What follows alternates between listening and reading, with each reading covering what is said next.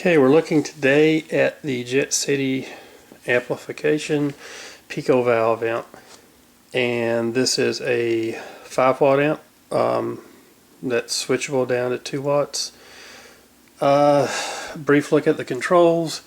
You've got your input, preamp, a bright switch, and then treble, middle, and bass tone controls. Master volume switch between 5 watts and 2 watts, on and standby for the tubes, and then the master power on and off. And its preamp is two 12AX7 tubes, and the power tube is a 6L6. And one of the features, I guess, of this amp is that you can switch out the power tube to any octal based power tube without rebiasing the amp. But what I have in here is the stock 6L6, and I don't know, just a comparison. This is the voxel nitrate on top of it, so you can see it's about at least twice as big. In the back, it's just the only thing of note there is you've got 3 speaker outputs, 4 ohm, 8 ohm, and 16 ohm, which makes this pretty versatile for different cabinets. The demo I'm going to do today, I'm going to be miking it directly with a Shure SM57 microphone, probably about an inch away from the speaker, and I'm going to be running it through this Epiphone 1x12 cabinet, which has an Eminence Lucky Lady speaker in it. One thing, I'm not going to do a demo of the 2 watt on this video. I'll do a whole other video that compares the 2 watt sound of the Jet City amp against the 2 watt of the Vox Low Night Train. The Vox is just a 2 watt amp. I guess my overall impression of the amp is the 5 watt is fairly versatile. The preamp kind of saturates very early, so it really sounds best if you don't use a lot of the preamp but get most of your gain from the master. The clean is not super clean. You get a little push sound even when you try to do it clean, and the demo I'm going to do has everything from try to super clean to super overdriven. So hopefully you can get a good feel for the range of the amp. In the demo, all the control, not all the controls, but the treble, middle, and bass I'm going to keep right there in the middle, and the only difference I'm going to do is the master and the preamp volume. And for the whole thing, I'm going to keep the bright switch engaged, because to me this is a little bit of a dark sounding amp.